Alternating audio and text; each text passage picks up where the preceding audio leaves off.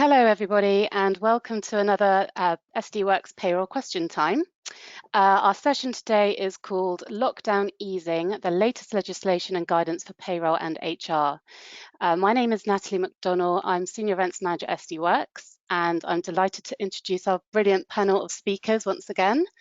We're joined by Simon Parsons, Director of UK Compliance Strategies at SD Works, Lou Gray, our Head of Transitions at EY, Samantha Mann, who is a CIPP Policy and Research Technical Lead at CIPP, Kirsty Rogers, Partner of Employment at DWF Law, and Andy Nichols, Industry Liaison Manager at the Pensions Regulator. Thank you, everybody, for your time. And I think this is going to be a really great session. I know we've got lots to cover for today. What we usually do is we compile questions that people have sent us ahead of the session and just talk about the latest topics of the day. So what we're focusing on at the moment is, I hope everyone can see my screen okay. Sorry, forgive me. Let me just make sure it's technical issue here. Sorry. You might need to Give me one moment. Sorry about this.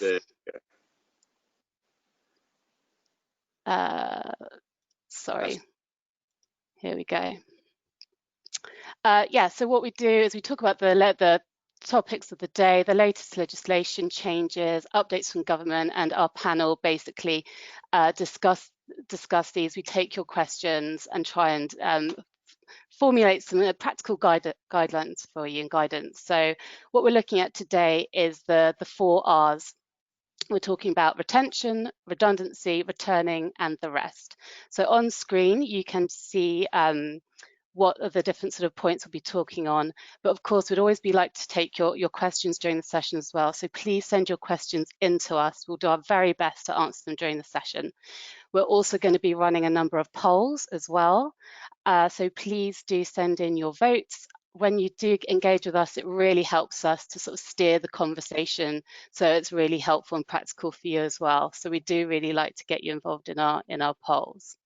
So to kick off then, we're talking about the job retention. I'm going to launch our first poll. So you should now see that on your screen. Simon, would you like to talk us through this poll, if that's okay? Yeah, sure. The question is, how is furlough progressing under the job retention scheme? Now, many employers may have a little bit of a mixture, so it's go with the majority that's happening. So the answers are 1, we are still operating in full furlough, so you're not doing flexi furlough or you're doing very little, or we did furlough, but most have returned, so you've gone back to full time as a majority, or we continue to operate flexible furlough type arrangements, so most people are a bit in and a bit out, or you may not have furloughed at all, and so this question doesn't apply to you. Thanks, Simon. I can see that we've got most people are responding now, so I'm just going to leave it open a little longer to collect responses. That's great. I'm going to close that and share now on screen the results. So, Kirsty, would you like to give us your thoughts and talk us through the results? That's interesting, actually. Sort of nearly half of the people who've joined us have got operating flexible furlough, which is good to see. But I think we're reaching the crux point of flexible furlough because we're in August, where the contributions from the employer, just the NI and pension contributions. From September onwards, it will be interesting to see how this poll changes, because that's when employers' contributions are going to go up considerably by 10% towards the cap, and then 20% in October as we reach the close.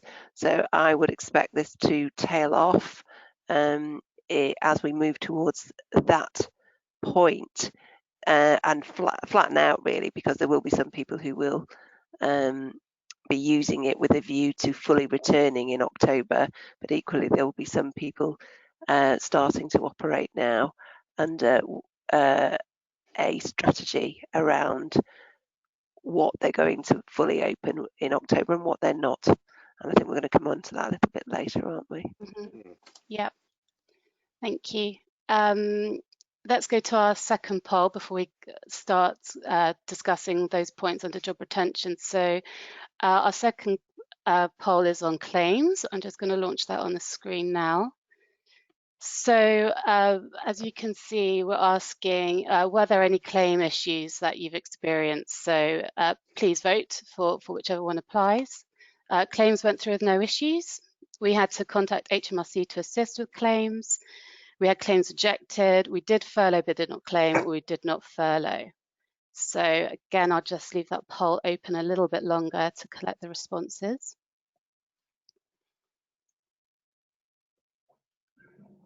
Okay, thank you everyone for taking part. I'm going to close that down now and share the results on screen.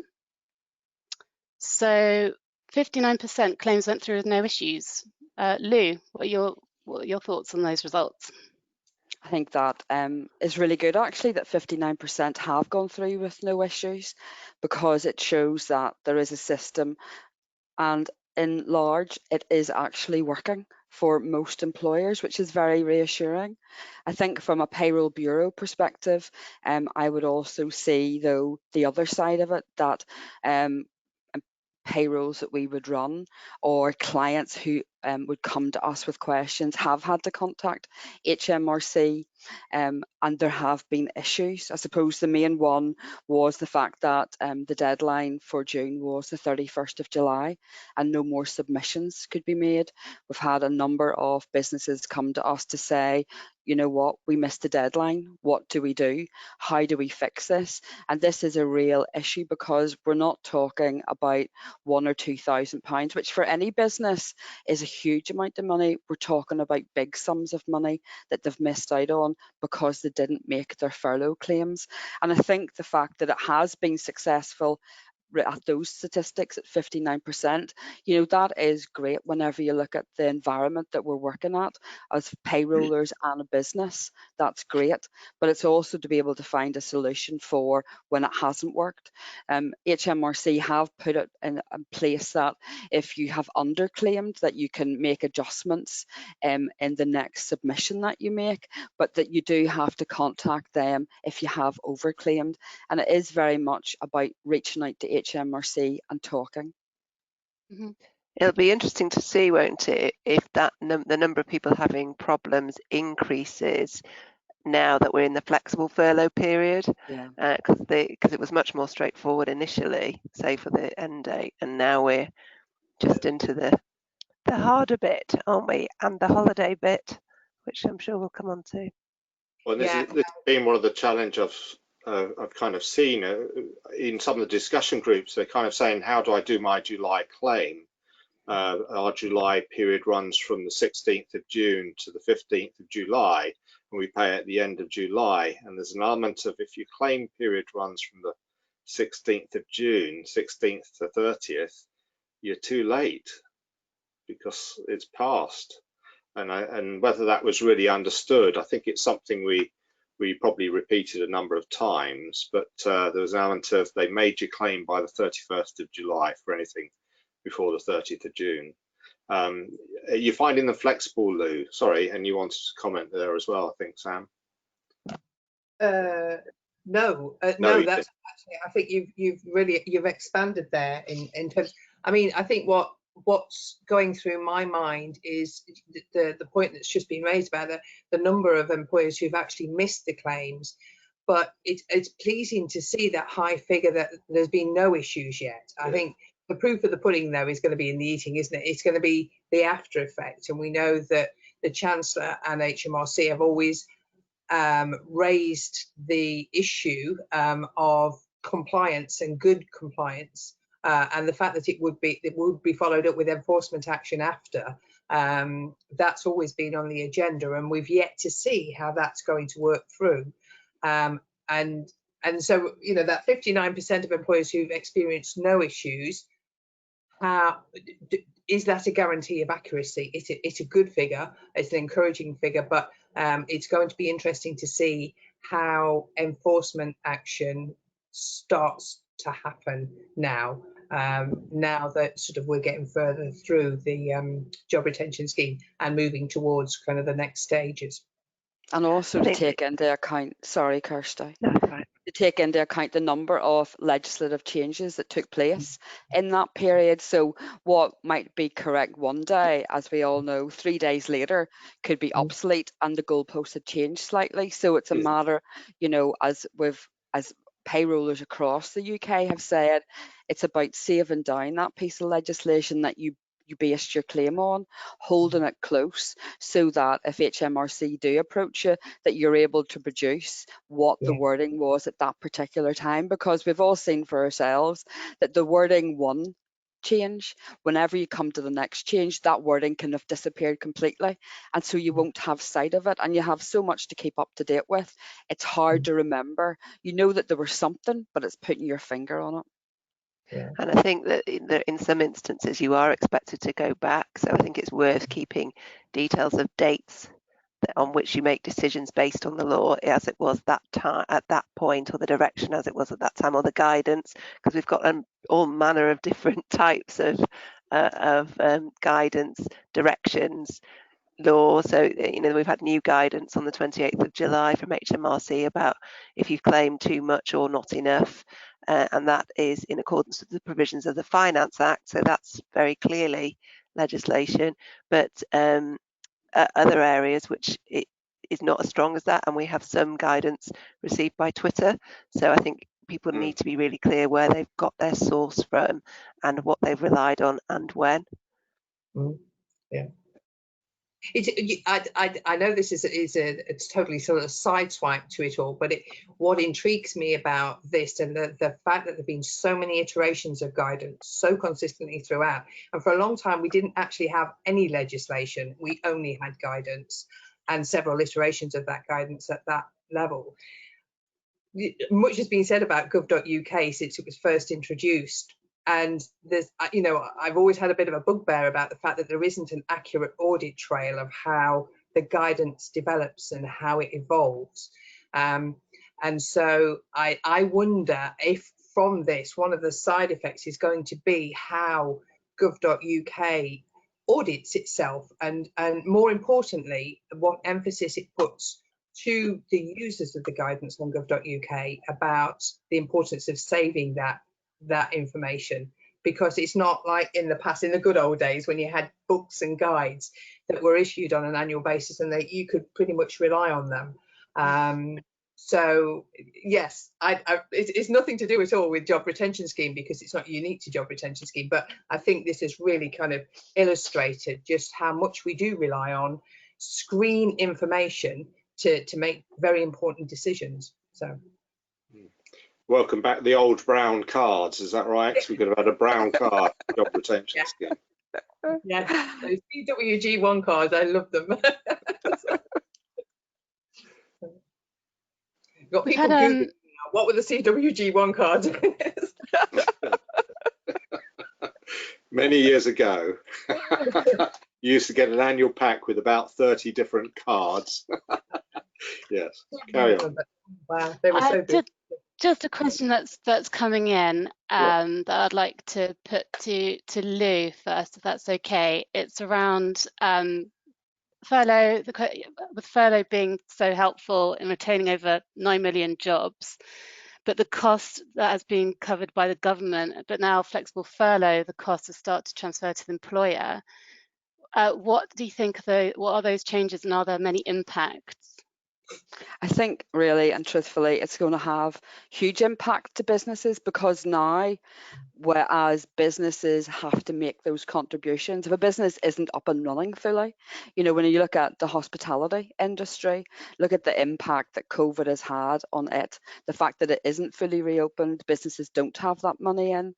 So the scheme is going on until the 30th of October, but now with firms having to contribute with this amount of money, it does make a business sit back and think, can we survive?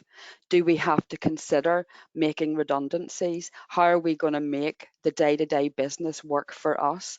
And I think, you know, at the moment, businesses are facing so many difficult situations that maybe we don't appreciate you know, whenever we're looking at the economy, what they're having to do, what decisions they're having to make, and the impact. Because if you go to the media, it's quite negative, you know, that businesses should be doing more because the government have actually given this money. But in reality, you have to look back at, is a business actually able to have a turnover to be able to meet those commitments? So difficult decisions, I think, are going to start. As a bureau, we do see information coming through from some of our clients that yes, we are actually going down the redundancy route and people are losing their jobs. We're also looking at people coming back into work on a reduced pay, but working the full-time hours on that reduced pay, and that's going to be in place for maybe 3 or 6 months. That's under discussion, obviously.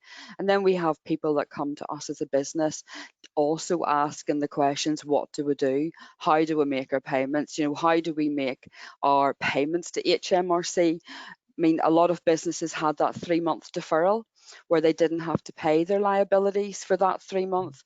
So now we have businesses coming saying, well, we've done the 3 months. What happens now? How can I defer it for another month and another month so I can make my liabilities? And I think that's very important. You've also got all the legislation about redundancy payments.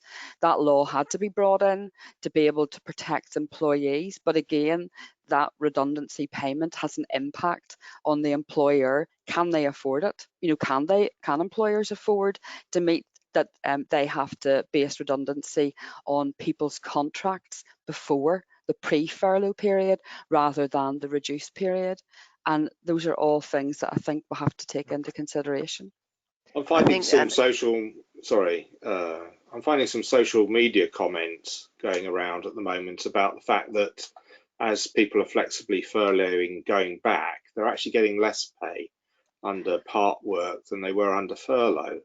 And I think, does that add into the challenges, Lou, to the extent that on full furlough, it included potential capture of overtime and commission, whereas now they're going back on reduced time.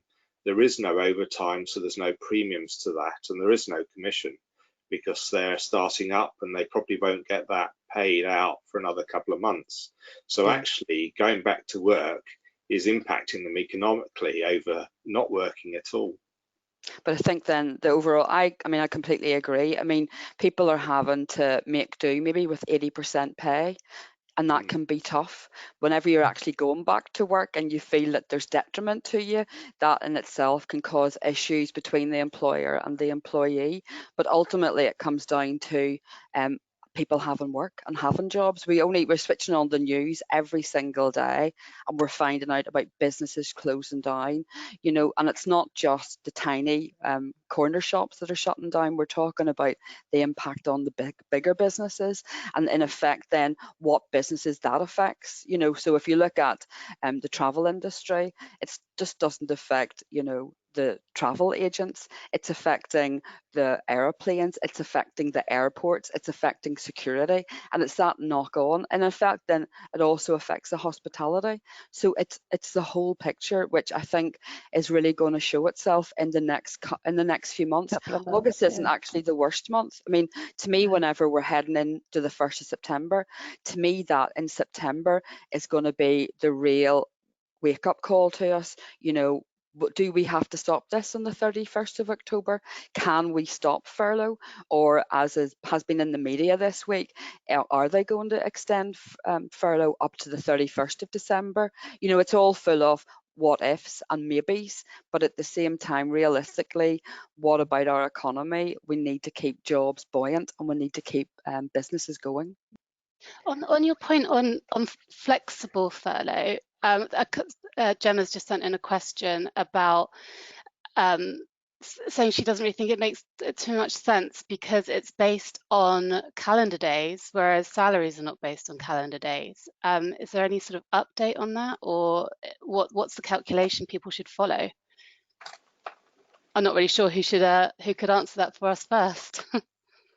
Well, the furlough flexible claim is on a proportion of days under furlough. Well, in fact, it doesn't look at days at all. It looks at hours. So there's an element of finding usual hours. And so there's a combination of your claim period, the usual hours and the worked hours. Unusual hours isn't necessarily usual. It's not their contract hours, it's the basis of what the furlough reference pay was. And I think that's where it comes into difficulty. But the hourly rate for a furlough hour may actually be higher than their standard hourly rate. And I think that's where the challenge really comes in. So actually you think, well, they work 50% of the time, so 50% of the cost is covered. It may actually reduce it, but for others may increase it. So it's different. But the furlough position is how many days were they furloughed, not when were they working, because again, the principle is they're not working. But I guess with flexible furlough, well, they are doing some. So it's a confusing position.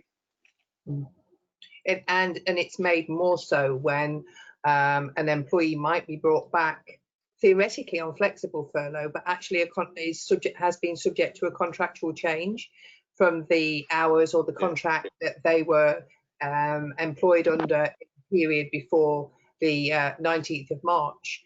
So, I mean, this is a question that we're getting continually through to the advisory service. Somebody's hours have gone up, somebody's hours have gone down.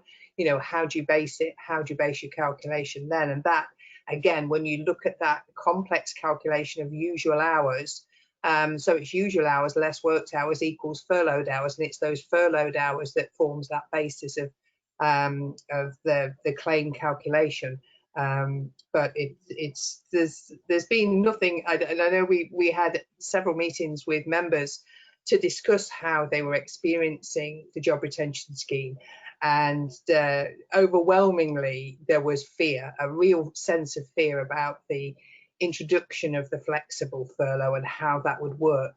You know, generally after that initial panic of uncertainty at the very beginning, everybody had got used to how the job retention scheme worked, how the calculations were carried out. Many, particularly those who were being particularly cautious to make sure that their claims were accurate, were either auditing through external auditors or waiting for a whole month before making that claim to ensure that any complexities of payroll, any changes that had come through the payroll process since the previous payroll had been processed in the previous month, they could make any corrections before submitting their claims to again try and ensure accuracy. And there was a genuine fear that with flexible furlough, there would be more risk of error, but also there would be less time. There was the perception that there was going to be a lot less time in order to make those claims and make those corrections to those claims. So again, it's not an area. I think now we're into flexible furlough. It's an area that is trap ridden, unfortunately. So.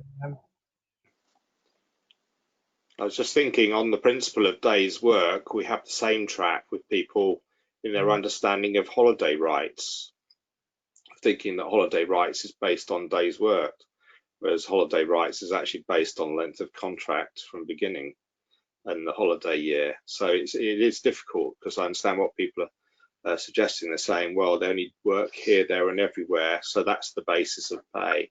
But these rights such as furlough, holiday, etc., aren't based on points of actual work. They're based on how long have you been working.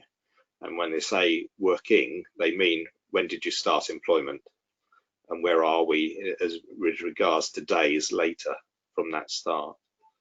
Yeah. Mm-hmm. So next on the slide, we wanted to touch on pensions. So with the impact of the job retention scheme, what has this had on pensions, and are there any views on the implications for workplace pensions? So Andy, do you have anything to comment there? Yeah, I think it's possible that if you've got people on furlough that you might have gone to the pension provider and asked them to, if you can change the rules, if you can't afford, for instance, to continue to pay the employer contribution or the full amount, and you may therefore have got, or maybe you've got higher contribution rates for the employer than the minimums, you may have asked the pension provider if you can change the scheme rules, and for those people on furlough, you reduce them to just a minimum so that you are getting back from the government what you were in fact then needing to pay over to the pension provider. But if you've now brought those people back from furlough, then you need to put them back to what they were paying, what you were paying as an employer, what they were paying as an employee, for instance, as well, prior to those rule changes, if that's what was agreed. So if anyone you put on furlough, you've agreed a different set of contribution rates, for instance, or a different definition of pensionable pay, then you brought them back for furlough, you need to put them back to what everyone else who isn't on furlough is doing in terms of pension scheme rules. It's possible, of course, that some of the employees may have decided that they can't afford to pay their full contribution anymore and asked if the contribution that they pay has been reduced, and they spoke to the pension provider, it was agreed. And maybe that meant that you as an employer also paid less. Or maybe they couldn't afford, they felt that they just wanted to come out of the pension scheme to have more net pay. And so they've ceased membership with the scheme. But now they're going to come back from furlough to normal working. And I think as a regulator, we'd love you to encourage the employees now to put their contributions back up, and you start paying the full contribution as well if yours went down, and to encourage those individuals to opt back into the scheme, to rejoin the scheme and start paying towards their future retirement. I think it's very important that people get back into normal pension saving for their future, really, more than anything. So if you have changed the scheme rules, when that's okay while it's on furlough, but when they come back, then put them back to normal scheme rules. Of course, with August onwards, the pension employer contribution minimum amount can't be recovered from the government, won't give you that money back. So that may, and if you've got that 10% of companies in that survey were still had all their employees furloughed. So maybe you have got financial difficulties to actually pay the employer pension contribution now because you're not getting the money back from the government. Then please speak to your pension provider and explain the circumstances and come up to an agreement whereby you can perhaps accrue that liability, but have a repayment period, which you will then pay that money over when you have started to go back to work and having money coming into the business. Obviously, there's a lot of talks about companies going out of business. I know that we'll touch on it more in the future. As a regulator, we have a responsibility to protect members, to protect their contributions being paid into the scheme. But we also have a duty of care for the employer. We don't want employers to go out of business because that's the best thing for the employees, for everyone, really. So we will try and balance where you are having financial hardship and you can't get any sort of government grants or loans still, or you can't deal with the pension provider, or you think you're going to go out of business, then we will look at you kindly in terms of how we can support you through a period of time without forcing you to pay any outstanding liabilities. But it is a balancing act. But obviously that's the worst case scenario. In simple terms, if someone has opted down or opted out, then please get them back in the scheme if you don't mind asking them, encouraging them to do that, and revert the rules back. They're the things that came to my mind. There was a talk, I think, in the press, Daily Express and various other newspapers, saying that with the changes in August, September and October, the reduction in the amount you can claim back, that employers may get the payroll bit wrong.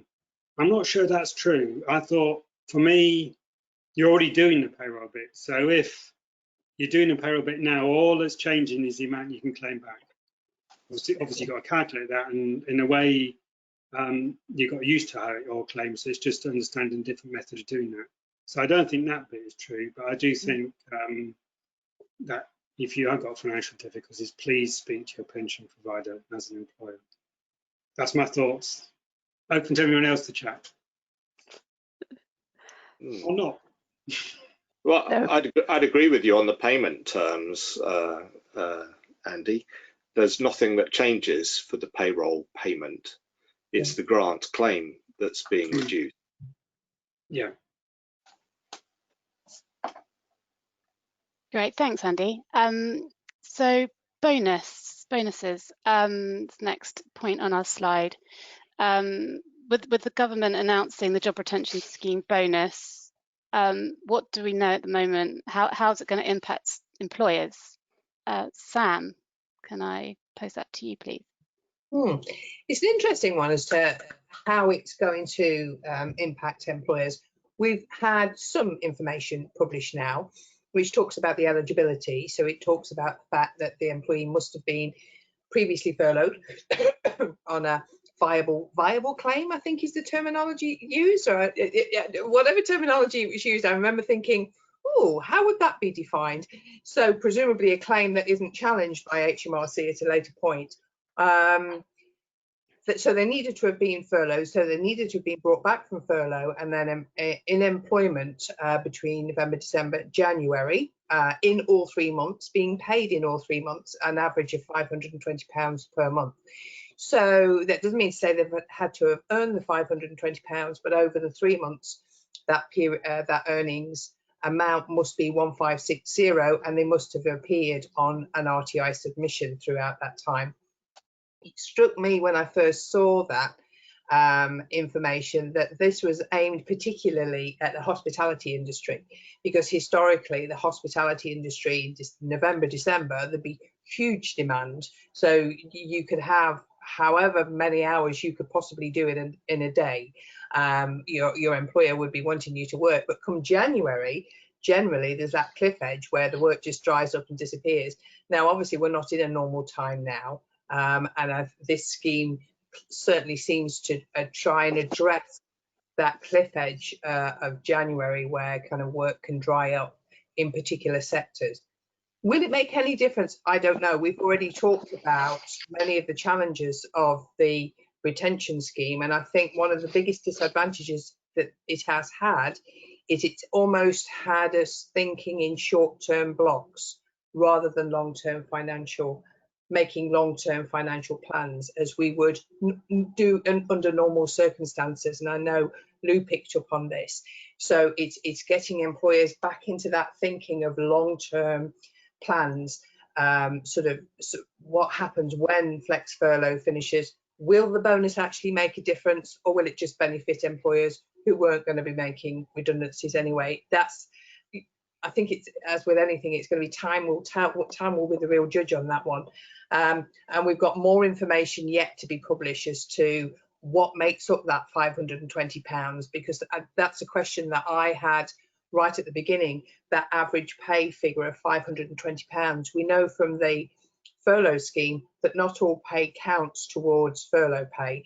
So my question has always been, what pay will count towards the £520? Will it be any taxable pay, any nickable pay, or will there be exclusions as there are now? So they're my early thoughts on this, but we look forward to further information being published. And it may be that it allows for a Christmas period for those industries that will need staff over that period of time. But it probably creates another cliff edge at the end of January when they will serve notice. You can't be under notice, can you, either contractual or statutory, before the 1st of February to be eligible for that bonus. But it may well be that people will just get pile-ons at that point. I've certainly seen that happening already, people factoring in the payment of the bonus and ability to work a bit longer to see what happens, but then looking at that time scale. So I think we're creating a number of cliff edges each month now. We've got one in September where employers have to start to contribute to the job retainer scheme, a bigger amount at the end of October and the ending of that. And then now we've got another one at the end of January in relation to the bonus. So there doesn't seem to be much coming the other way to prevent it, really. No, and it's also not helped by the fact that we were in lockdown, and whilst that brought with it some huge disadvantages, we all at least knew what that meant. Whereas now, and we were discussing this, of course, before the call, when we're now into situations where there could be periods of local lockdown affecting businesses. So, any thoughts that they might at this moment think, oh, right, okay, a job retention bonus could be the difference between us succeeding and failing and surviving this. But actually then if where that business goes into local lockdown, they're back to where they were before. And actually then in situations like that, the business has potentially faced it. It's not, the bonus would make no difference in that situation for many employers. And if people aren't paying people who are in lockdown because they can't work, they're not going to hit the thresholds of 520, although they may have been expecting to, and you're going to get differences between different locations, I think.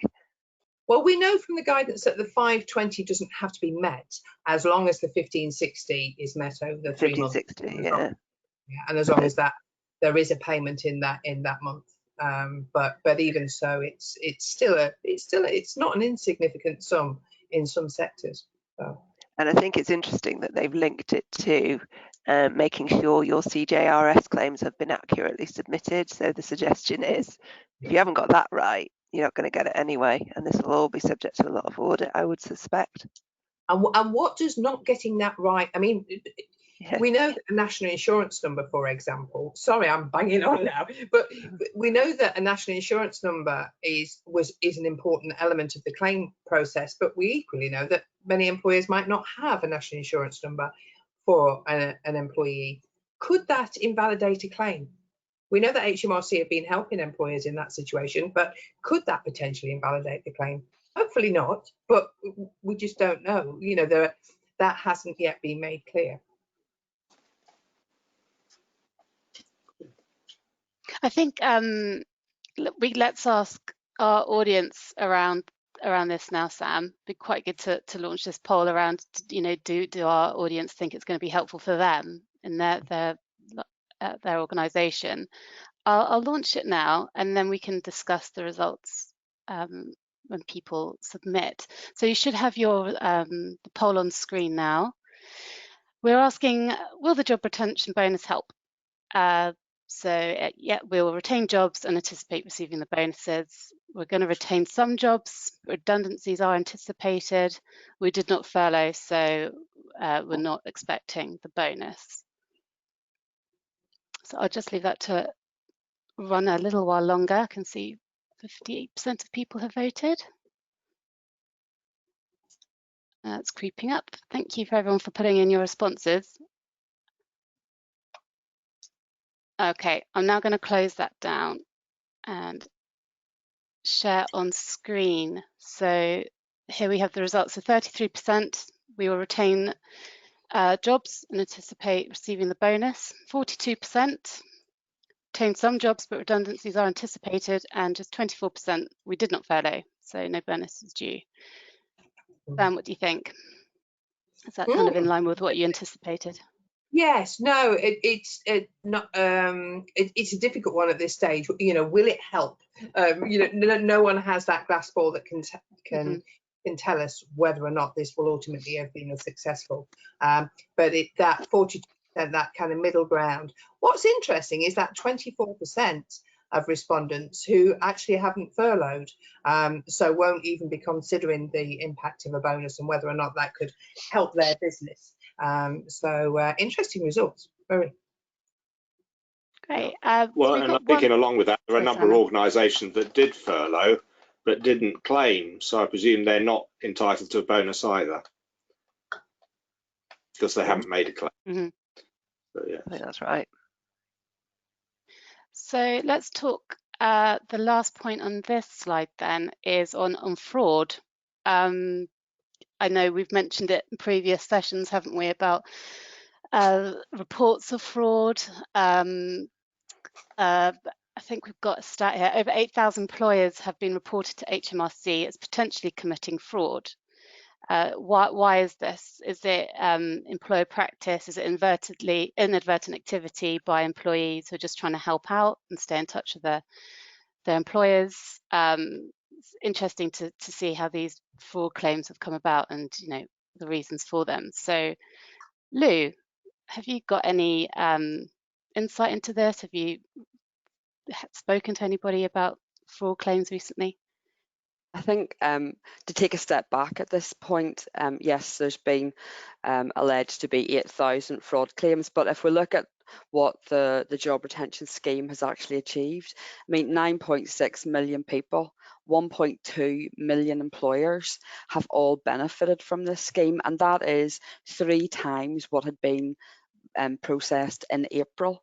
I mean, what HMRC have made clear is that the reports are just one way that the HMRC is identifying fraud, and that claims are checked and payments may be withheld or need to be repaid if the claim is based on a dishonest or inaccurate information, and that the HMRC have said quite clearly that they won't hesitate to take criminal action against the most serious cases. I think from experience and listening to some feedback from employers and from employees, some of it can be down to people not understanding the furlough scheme. Yes, we do have, I mean, I've heard of employers who have put their employees on furlough and have asked them to come in for alarm calls or asked them just to touch base and to help out. And that can have been an innocent mistake, not maybe initially understanding what furlough actually meant, its interpretation and how there was the legal requirement. But then there maybe are, and there obviously are, employers who are taking advantage of that. But at the same time, the media is very it's speculative, it's a frenzy almost on occasions with the negative around this scheme and what an employee can and cannot do.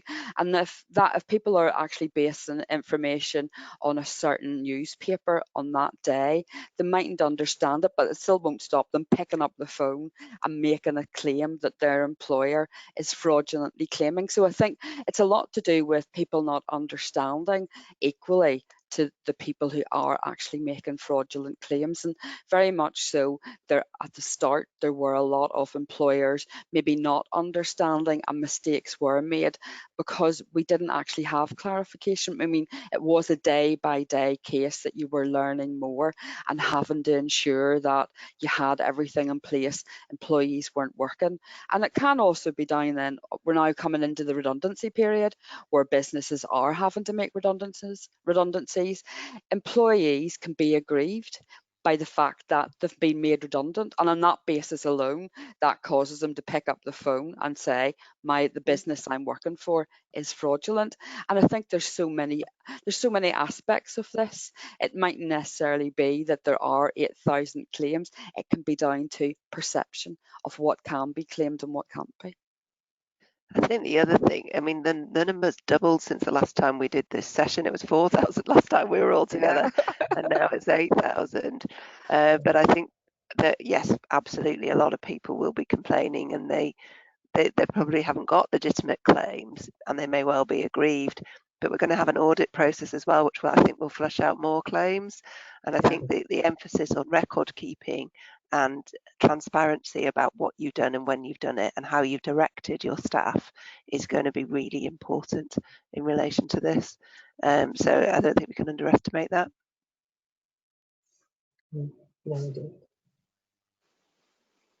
Sorry, Andy, did you want to comment? No.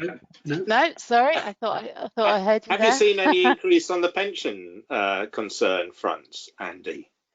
I think our biggest concern is people being scammed, and that people will use anything. So job retention scheme, watch out for your pension. You might need to draw money down from your pension in order to live.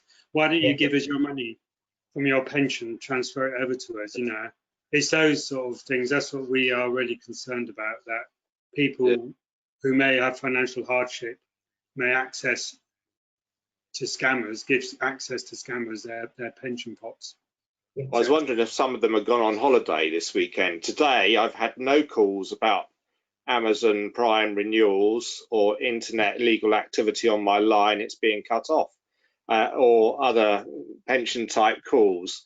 Today's the first day, I've got to say, since lockdown that I've not actually had one of them, which is unusual. Usually every day I've had some sort of mass call machine come through to my phone at home.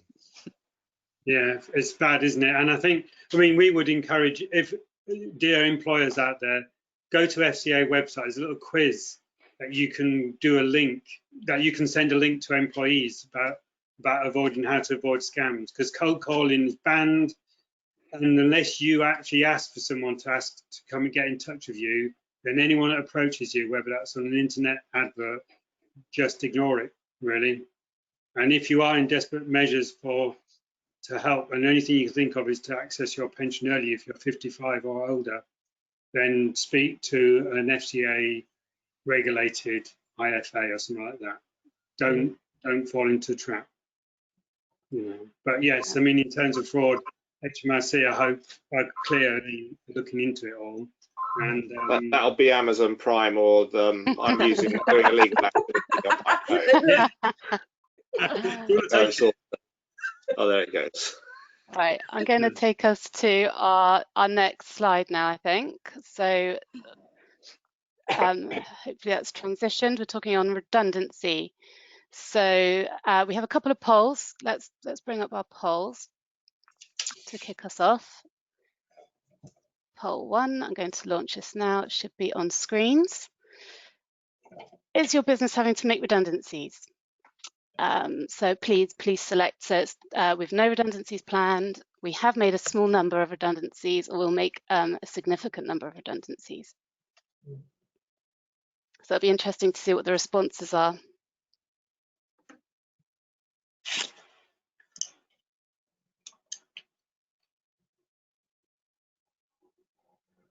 Great, I'm going to share that on screen.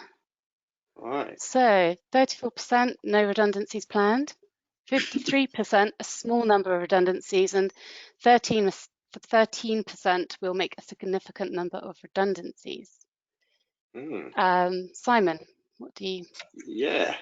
I think that's I actually like that result. Whether that's reflective of not a reality, we'll have to see. But I'm sort of sometimes known as the optimistic pessimist, which seems a contradiction really, but I'm hopeful that as a nation we'll bounce through it. But then I have my other nature, the devil on my other shoulder, which says, wow, this has cost us a lot of money. How is business going to survive? So interesting. I have eaten out to help out, and I haven't necessarily shopped locally, although I'm sure the family have, because I've just been working. But there's an element of, can we bounce? I was wondering a little bit if some of the quarantine, the staycation, holiday type stuff is actually going to help us a little bit, as UK money is not flooding overseas, but we'll have to see. I think the numbers can be skewed a bit as well, because I've certainly got some clients who are stopping furlough, but they're not making people redundant because they're on 0 hours, so therefore they won't be paid. And rather than pay redundancy payments and notice, they are just putting them back on 0 hours, but they won't have any work for them for a long time, although they may have. And the other thing I've seen is them getting agreement from employees to come back to work on much reduced pay, so 25% of pay, because that's cheaper than paying redundancies, and keeping them on the books that way. And some employees are happy to do that because it's better to have a job than no job. And so, it doesn't always reflect a true picture, as you say. But I'm probably even more cynical than you, Simon, because I'm an employment lawyer. So Kirsty, so business could be good for you in the employment law world. Yeah. Depends what you define by good. Sorry, Kirsty, I just wanted to ask, so if a business is is struggling, they're finding they can't sustain the employment, and though they furloughed staff, they need to make some redundancies. What do they need to consider if they're in that position? Like what can they do? I think it's worth, first of all, going back to the basic principles. I mean, throughout this and the job retainer scheme, the government's been clear that normal employment rights remain.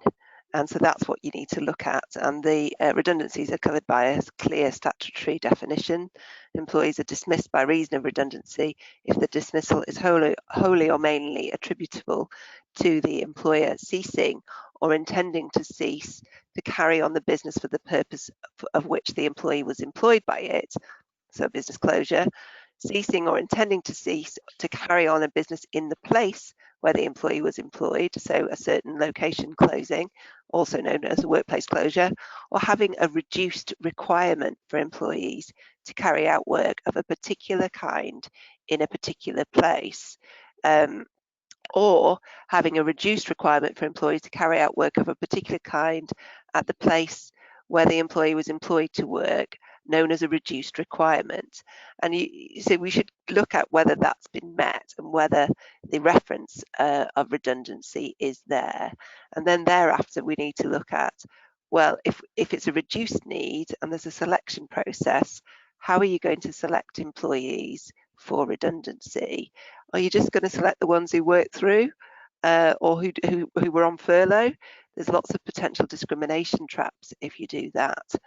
So you need to look at your whole workforce and a fair process in relation to redundancy selection. If the numbers that you're looking at exceed certain statutory limits, so more than 20 or 100, there are different periods of time for which you need to consult depending on the numbers, then you need to factor in a period of collective consultation, and employers will have to look at electing employee reps if they're not already in place, or using trade unions if they're in place in relation to that collective consultation period. And that can go on during furlough, and you can use the furlough period as part of the collective consultation period, and in fact for the notice period, provided that the overall sum is based on an employee's usual employment pay rather than the reduced furlough pay, and that any redundancy payments are equally based on usual pay rather than a reduced furlough pay. So there's a lot to think about, and timescales are particularly critical, because if it's more than 20 in one establishment quite often is just a location, but it's not always the case. So don't take me as if she said one place. It's ordinarily a location. You may need to look at that pretty early on. It's a 30-day consultation minimum, and then equally, if it's more than 100, it's 45 days. And if you're in Northern Ireland, as Lou and I were discussing earlier, it's 90 days. So you need to look at where people are as well. So of course, I would say you should get some advice here if you're in a collective situation, certainly, both about timescales, consultation, what people are required to provide on redundancy, what alternatives should be looked at, whether you've got people on maternity who have got special protected rights, and then how you're going to manage the whole process in terms of fair selection processes. I'm sure there's other things I will have missed, but quite a lot to look at and plan early, and that's what we're seeing is planning processes now, which is why when people say, do you think there's going to be a lot more people made redundant at the end of October, my answer is overwhelmingly yes, because we're getting lots of calls already for people planning for that. And in terms of, I think you did just cover a lot, thanks Kirsty. In terms of the how much then, and what people should be due, I'm not, you may have just covered that, but can you expand on that? Is that impacted by the furlough or the reduced time working during the pandemic?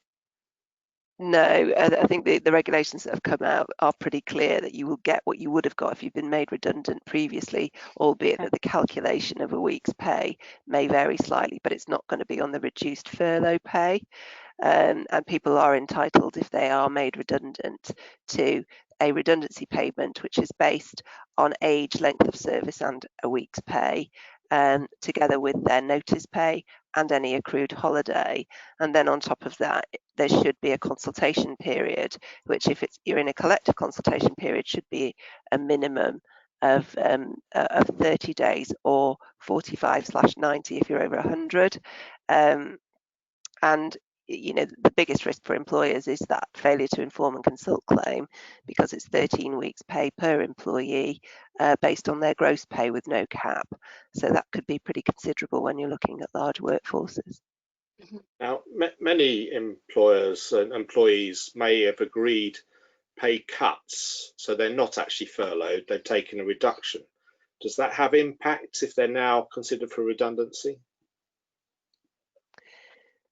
if they have agreed a variation to their contract of employment, then that is what their contract of employment is, and that's what their pay will be based on, but not in relation to furlough. Yes. So some may think we've helped the business out by taking a cut in wages and survive, and now you're getting rid of me. Is there a case that they would think, no, the agreement was on the basis you'd be keeping me, not now making me redundant? Well, and that would be based on, you would look at what the discussions were at the time, and I would suspect there'll be caveats in we are hoping to keep your jobs open if you agree to this, and this is and how long it might last. I know a lot of businesses agreed temporary reductions in pay, in which case any redundancy might be based on the previous salary, but you need to look at that on a case-by-case basis, really. But there would be an argument that said your job's definitely safe, and then you make them redundant following that. Okay, and then on our final point on this slide, can employers afford it? So this is a big question. Can employers afford to meet their legal responsibilities and activities required by applying for redundancy? Lou, would you like to comment? I think we have covered this in a number of the questions, and I think with payroll, what I've found over the years is, as a payroller, you're taking a period of time and you don't really think beyond that. So at the moment we're all very much focused on, it's August, what money can we get back, how can I make the business work, and then we'll deal with September when September comes. And I think that businesses now are being forced to look at the bigger picture. What will happen beyond the 31st of October? Will they make it to get the bonus that we've discussed by the 31st of January? What impact? And as Kirsty has pointed out as well, we're talking about, we have devolved governments in the UK, and they all work at a different pace. So it's to consider the four governments, what are they doing and what impact does that have on the business? But I mean, a lot of the businesses are stretched. Industry is stretched at the moment and under pressure, and difficult decisions, I think, are going to be made. And, looking at what I've been looking at from a payroll bureau and the organisations that I've seen, and being involved with other conversations with businesses and organisation outside of my own, decisions about redundancies were already taking place in May. That had ramped up in June, and now we're really seeing that this is impacting businesses, and it is a reality in July. So I imagine as local lockdowns continue, so today they've announced that Greater Manchester will continue in lockdown, that is going to impact the businesses, the money they have. They do need to have conversations with HMRC about deferring the liabilities, what can be done, and as Andy has said, if there's an issue with pensions, talk to the pension regulator, talk to the pensions, so that those business plans can be put in place, because that will help businesses survive and will allow employers and employees to have a business and to have a job. Can I give a top tip on one of my daughter-in-laws is in the middle of consultation period, and they sent the emails to her work email address, which is fine, but she's on furlough, so wasn't looking at her work emails as it's not allowed. And when she then received a call to say, oh, by the way, assuming that she'd read these documents that she'd been sent, to say, we're very much thinking we might make you redundant, and it came out of the blue. So dear employers, don't send it to work email addresses if your employees are on furlough, because they shouldn't be looking at them. Unless you've got any thoughts on that, Kirsty. Making sure you can contact them and stay in touch is a good idea.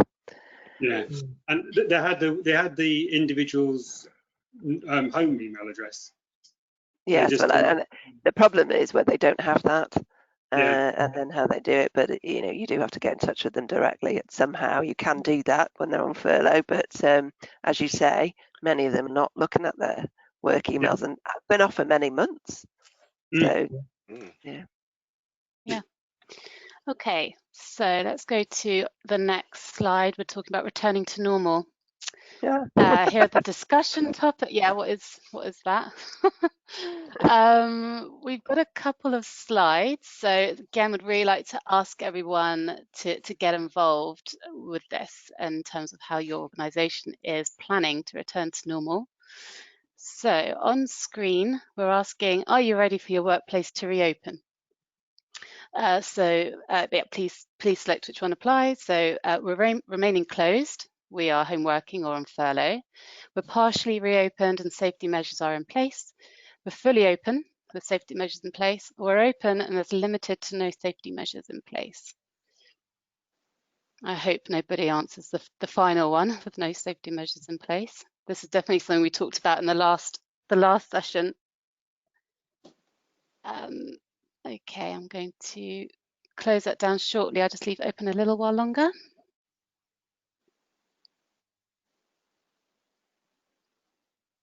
Okay, thank you everybody. And share it now on screen. There we go. It's good news. Nobody answered the final one.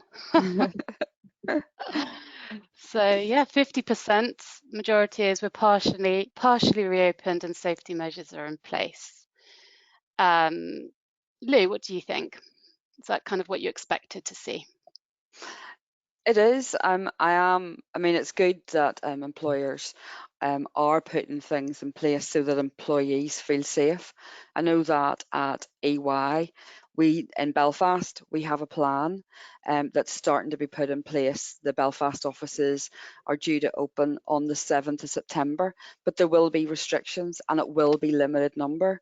But thankfully, EY has reached out to the employees and are actually asking them, are you comfortable coming back? You know, does your childcare arrangements or your carer arrangements, do you feel safe to come back? You know, how are you getting to work? What is it, public transport? Is it train by bus? And so that option for us is still there. We're not being told office is open on the 7th September and you have to come back. It's a case by case discussion. And initially it will just be a slow, you know, maybe we only have 15 desks in the Belfast office. Well, it'll be 15 will be if they want to come. You know, we do have volunteers in our team, you know, who don't mind coming back to the office because they've said we don't have to use public transport, we can walk to work. But I mean, whenever you look at childcare arrangements, you know, when you look at what parents have had to go through over the last few months, managing lockdown, managing a job and managing schooling and childcare arrangements, yes, okay, there's been apparently a clear message that schools are going to definitely reopen and it has no impact. But in reality, is that how it's going to play out? You know, whenever we get used to schools being open and going back. So I think it's important that employers consider all those where they can.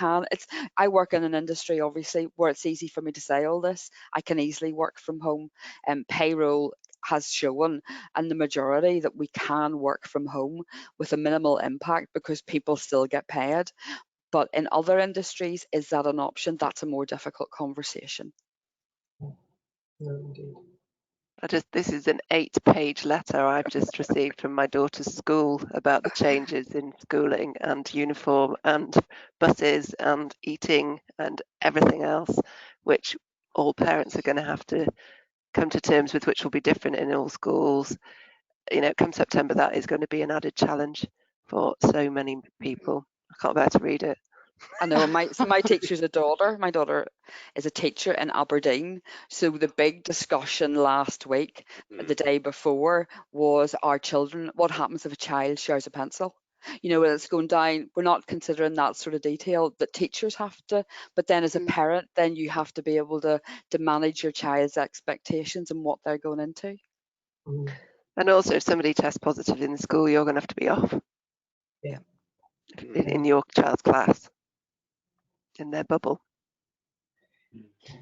Gosh, yeah, a lot to think about. I think we're going to have quite a few questions from people sending them in. So we are taking questions during the end as well, but I'm just conscious of time. We'd like to sort of get through these points. Let's run another poll. What is the next poll? It is on pension agreements. let's launch that on screen. You should all see that now. So we're asking during the pandemic, some pension arrangements have been revised. Now that workplaces are returning, are the pensions being fully restored? We've made no changes to the pension schemes. We've made changes but not considered restoring to former levels, or we've made changes and are planning on restoring to former levels. So I'll just allow that to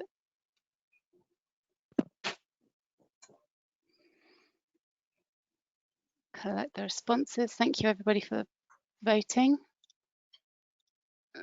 And it's on screen now. Apologies, sorry, it's just the 2 multiple choice answers that pulled through for some reason. So we've made no changes, or we have made changes but not restoring. So apologies if anybody wanted to vote for the final poll. For some reason that didn't come through. Andy, what do you think? Is that kind of what you've been seeing? Yeah, if your pension scheme is on the normal minimum type level, then there's not really much you can do to change at one level. I suppose the thing that strikes me is that we've made changes but not restoring to former levels. I guess as long as those changes have all been agreed, employees being consulted, and above the minimum or equal to the minimum, then that's what's been agreed between all.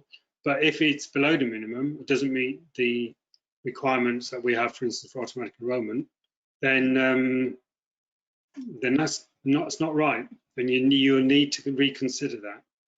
And if you need help, then either speak to business advisors, IFA type things, your pension provider is a key source, or TPR helpline, etc. But it's really good news in terms you not have to make changes, which would logically be a reduction in employer, maybe employee contribution rates. So that's a positive in my view. Just the 3% slightly worrying.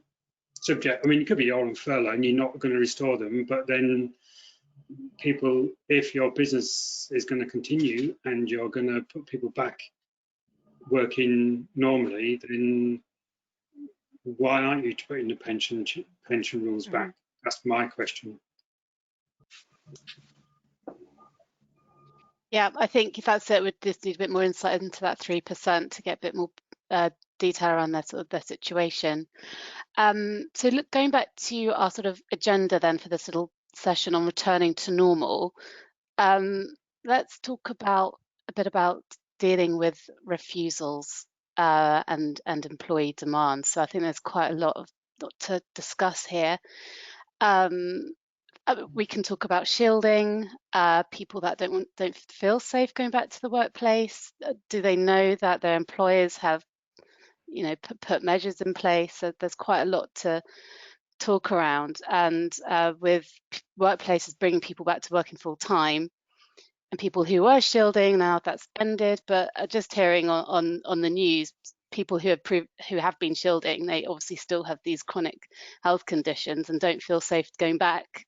And what if other employees aren't respecting social distancing? So there's quite a lot of questions here. So I don't know, San, have you got anything to add here? Anything that you'd like to bring up? Oh, there's lots, isn't there? I mean, with statutory sick pay, of course, we've had the recent updates on shielding. Shielding has ended. It was a bold announcement, but actually shielding hasn't ended. The letters that were issued by medical professionals to vulnerable people, yes, those periods may have come to an end, but for looking at this from a national stage, it's more that it's paused, and guidance is in the process of being updated to reflect the fact that shielding, by and large, is not automatically considered to be an eligible reason for statutory sick pay absence. Now, having said that, that is not the case in all instances. So, for example, and we've discussed local lockdowns, we've discussed bubbles, and in those situations, somebody who is considered to be vulnerable would still potentially be considered for statutory sick pay where they are unable to work from home. I mean, the guidance, looking at the guidance just before today's call, I was just refreshing myself on exactly where we're at.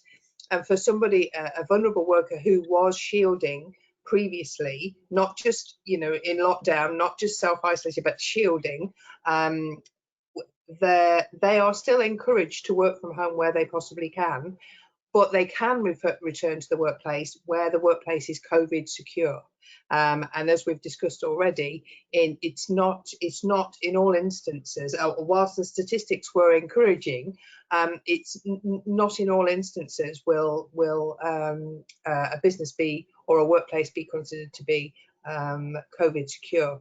And there are several steps to ensuring that. I mean, the guidance varies depending on sectors, because sectors can enormously impact what safety measures need to be taken into account.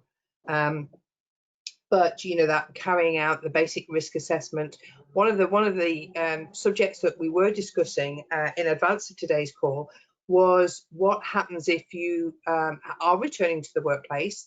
The COVID secure measures have been put in place, but you get into the office and you see your colleagues all hovering together around a computer, way less than 2 meters distance, way less than 1 meter plus, with protection measures in place, all kind of looking at the same screen, but all very close. What does that employee do? Personally, I pick up the phone and talk to Kirsty as my employment specialist. But you know, what rights does an employee have to expect protection from their employer? And I think that again needs to be made. That's one of those issues that needs to be made clear by and considered by the employer when making their workplace COVID secure. And I think it's really important, you know, all businesses with over 50 employees were required to undertake risk assessments, health and safety risk assessments, which covered things like cleaning, hand washing, hygiene procedures, helping people to work from home where they could work from home. So it's still very clear that where people can work from home, want to work from home, should be allowed to work from home. Maintain 2 meter social distancing where possible, which is the point that you're making, Sam, and where people cannot be 2 meters apart, manage transmission risk. And so all those things should be clearly set out. All employees should be advised of the requirements and any breach of requirements, and if employees are not following guidance, action should be taken, and there really should be a zero tolerance policy in relation to that. So if an employee sees that, they should have confidence that the employer will take some action and be able to complain about it, but they can raise a health and safety concern in relation to that. And legitimately, if they are concerned, particularly if they're in a vulnerable group, demand that they're not required to work there. So you can very quickly get into a situation where the employer has to take much more drastic action, and you know, a lot of people are fairly overwhelmed with seeing human beings, so do naturally want to gravitate towards one another, and very, very important to have guidance in a sort of a demonstrably physical form, so arrows, signs, all those kinds of things, making it clear that you have to stay 2 meters apart. So I think that's very important. And then when you talked about people refusing to, or not wanting to return to work, and if people refuse because they've got fears about coronavirus, employers need to act with caution. You need to consider why somebody is refusing, what their personal conditions are. I think a blanket approach to this is challenging because you have so many categories of people that are vulnerable and actually will genuinely be fearful. And if they can work from home and have been working from home, why wouldn't you allow them to work from home in those circumstances? And you know, what is the specific reason about why they won't come back to work? However, if you've got a safe workplace, there are no issues like the one you've highlighted, Sam. It's as safe there as anywhere else. And there is no overriding reason or discriminatory reason why you can't require them to come back to work, then they're not returning to work and they need to be in work, is potentially a reason why you might take some disciplinary action in relation to somebody not returning to work or withholding pay. But again, overwhelmingly, you try and engage with your staff at this particular time, and that's the kind of action you don't want to have to take if you can avoid it. So reassuring people about the steps that you've taken, reassuring people about the safety of the workplace, enabling them to raise concerns, being flexible about their personal circumstances are all ways in which you can get them back to work. And then if that doesn't work and you have people who are genuinely able to work and couldn't have a legitimate concern, then you go down the more brutal methods we have as employers to enforce compliance with work, shall we say. And with More the, I'm intrigued about the more brutal methods. Like, not if somebody is refusing, you don't pay them, or it's a disciplinary action if they don't turn up to work, that kind of thing. That's all I was thinking of, Sam. Of stocks there and pillories. Nothing too worrying. Well, on the consulting and negotiating point, what sort of things are, or have you seen, Kirsty, of employees asking for more measures to be put in place? What are they asking from their employers if they are, concerned about going back to the office or the workplace? Well, there should be in place a risk assessment, and that should have been in building that up and completing it. There should have been consultation if you've got more than 50 employees, with either their employee reps or trade union reps in relation to health and safety, and covering those areas that I mentioned previously. 2 meters apart, social distancing, cleaning, protective equipment, test and trace. All those things should be covered in the risk assessment, which can then be easily accessible by employees. So you've got they are informed about what the business has done, and therefore can be reassured about the safety that there is in each organisation. And most organisations are also engaging in training sessions, updating sessions prior to somebody returning to work. They're generally online, and then briefing documents and questionnaires when people return to work, to make sure that they are safe to return to work, and all those things assist with employees who've got concerns.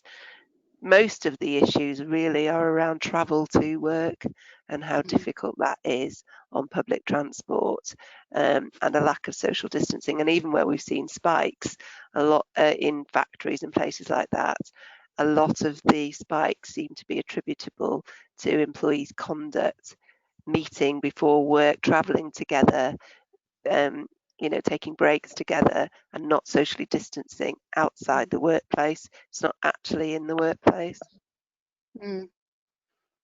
Gosh. Yeah, that's a tricky. That's a tricky one. Let's talk about quarantine holiday returners. I've had a few questions come in from some of our audience already. I know there's just a new announcement. I think, Simon, did you mention it? Was it France, or I can't remember who mentioned it. 4 a.m. tomorrow morning, France, Holland and Malta are added to the quarantine list. So everybody's rushing to the crossings and boats today to try and get back home. Apparently the Channel Tunnel's full, isn't it? Yeah. Can't go. Gosh. Otherwise, if you're in after tomorrow at 4 a.m., you're in 14 days quarantine. But I think it's important to remember that the quarantine regulations don't prevent the worker from working if they can do so from home and in self-isolation. So that can still happen. But I think there's a need, and what the last few weeks have shown us is that employers have to have open discussions with employees about holiday plans to countries where quarantine may occur moving forward. I think that's something we picked up on a couple of months ago, Kirsty, where we had this conversation about what happens down the line if people are told to quarantine. And it is about employers having open conversations with employees to make it known what their policy or what they want to do moving forward might be. What do you think? I think the more open employers can be now, and obviously we raised it previously about what their approach is going to be. If people are required to quarantine and didn't know before they left, you'd likely to be more flexible if you can be as an employer. If people can work from home, then obviously they should work from home. They can't come into work, but being clear also about what people are entitled to in terms of pay, because there is no requirement on an employer to pay somebody who's in quarantine because they've been abroad, but invariably they may not have expected to be in quarantine, and that may seem terribly unfair to do that, and you need some kind of policy on how you would apply any discretion, and also clarity on what you will and will not pay. I mean, we've discussed the circumstances where somebody may say, if you're not paying me, I'm coming in. Now that is technically a criminal offence, and you could suspend them at that point if they refuse to come in, or you could report them to the police potentially, or you may have to suspend them on health and safety grounds, none of which you want to be involved in. And so what you really should be doing is making it absolutely clear that if you're not going to be able to pay people if they're quarantining and they're not going to be able to work, that is a risk they take by travelling anywhere. And what's absolutely clear as of today, you cannot guarantee anywhere you go that you may not be subject to some kind of lockdown provision, and either in the place that you live, so I live very close to Greater Manchester, or the place that you're going. Kirsty, someone's just sent a question. Can we put our employees back on furlough if they have to quarantine after their holiday, providing they've been furloughed for 3 weeks before the end of June? I think you can, don't you, Simon? I do, yeah. Yeah. Okay, I hope that's helpful, Gemma, to your question. But keep sending any of these through. If we've got, gosh, we've only got 10 minutes left of the session, but I think you need to be really clear that they've been on furlough before, though. Yeah, and you comply with all the other. Yes. Okay. Let's go on to our next slide and the rest. So we wanted to touch on off-payroll working and national minimum wage. Let's see if we've got our poll to bring up on off-payroll working to start off our discussions. So on screen is our poll. Are you ready for off-payroll working changes? So please tick the one that applies. With no off-payroll workers, so no preparations required. We do have off-payroll workers, and we are well prepared. We have off-payroll workers, and we have some preparations in place. We have off-payroll workers, but not yet prepared, or I don't know what an off-payroll worker is. Yes. Yep. And it's good that we put that last one in there, Simon, because we are getting people, they don't know what an off-payroll worker is. So. Yeah, and originally this law was to apply from April 2020, and I'd probably say there were quite a sizable number of employers that probably didn't know what they were. But there's an element of you do need to find out, because it may impact you. But basically, if you're employing a contractor who works alongside your employees, you may well have an off-payroll worker. And so there will be potential tax and national insurance liabilities from April 2021, and that's been deferred because of COVID-19 from the original April 2020 date. Yep, we've got our results on the screen now. So 39% we have no off-payroll workers, 16% we do have off-payroll workers and we are prepared or advanced in our preparation, 19% some preparation in place, 10% not yet prepared, and 16% unsure of what an off-payroll worker is. Sam, can I hand over to you for comment on those results? Yeah, of course. Yeah, firstly, well done, that 10% for your honesty. just think, it's important and understandable. Let's be honest, we've had a lot of other things to be considering over the last few months. And I know we ran a quick poll as well, and I think we added in the question, we're still hoping that it'll be delayed again. Let's be honest, who knew it all we needed was a pandemic to delay this, because we all thought that this would be the top subject of this year, because it has been it was widely expected. So firstly, that 16% who don't know what an off-payroll worker is, you need to find out, and soon. So as Simon said, if you've got a contractor who's working alongside your employees, they may well fit into this off-payroll category.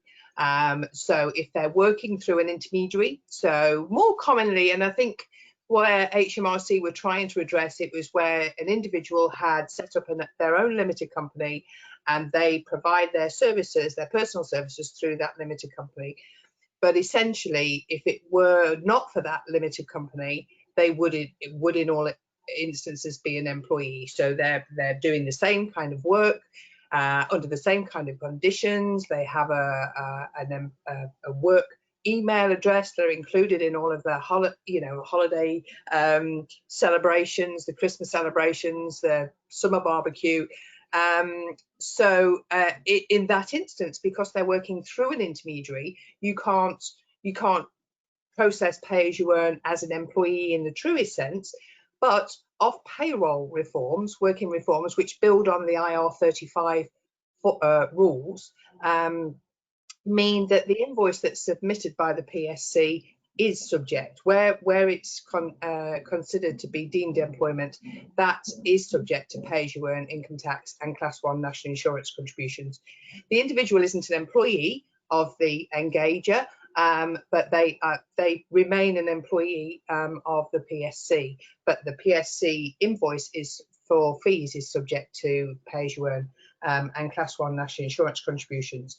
Now, at the moment, that's the case for public sector employers, engagers, but from April 2021, that will be the case for any medium to large private sector organisations. And the definition of medium or large is anyone who has, and it gets complicated depending on whether or not you're a limited company or whether or not you're a sole trader. But essentially, you're looking at turnover, you're looking at employee numbers, you're looking at balance sheet total. So those, I'm trying to remember what the percentages were, and I did write them down and I've forgotten which ones were which, but the highest percentage already know that. You already know what those rules are. This builds on the public sector reforms that came in 2017, but there are changes that are afoot. Not only is this introducing it into the private sector, but there are changes that are also impacting the public sector engagers. So they'll be needing to consider who's the engager, who's the fee payer. Quite often they are one and the same, but they might be, if you're using an employment agency to engage your contractors, they're the ones who are making the payments to the PSC, they'll be the fee payer, and it's the fee payer that's responsible for operating pay as you earn.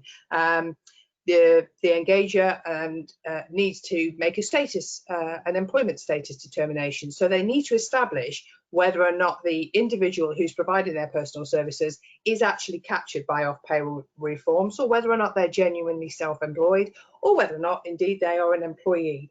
So they may use HMRC's check employment status for tax tool, or they may use some other method, either because they have in-house specialisms or they have engaged the specialisms of an external provider, such as Lou's Fine Firm, I'm sure, have an off-payroll assessment scheme.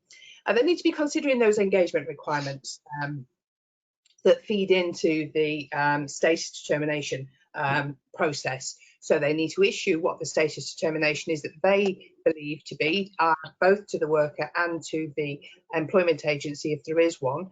And then, of course, there is an appeal process. And again, this is new. This is coming in from April 2021, but it also impacts the public sector as well, where the worker or the fee payer may agree with the employment status. In that instance, you need to have a process of being able to assess and respond to those appeals, and a time limit of 45 days exists in there.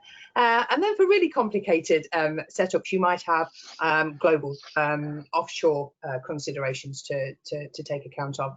But I would say that the first step is A, find out what off-payroll working is, and B, then talk within your organisation to anybody who might have been involved with making payments to these individuals, because historically they haven't been dealt with through payroll. They've been dealt with through finance, through procurement, Maybe HR know about them, maybe they don't. So it's getting into a bubble, a communication bubble with the relevant teams to decide what action you need to take to see whether or not off payroll actually will impact you from April 2021. Thanks, Sam. I think we're nearly at, well, pretty much at the end. This is definitely something we're going to have to expand on in the next session. And sorry we didn't get to talk on national minimum wage, everybody, but we'll include that next time. So just a big thank you for joining us. I hope everyone found it really helpful. Everyone stayed on for the full hour and a half, which is great, because we're obviously covering a lot of ground. So thank you, Andy. Thank you, Sam, Lou, Kirsty and Simon again. Really great session. Thanks. I think everyone found it really helpful.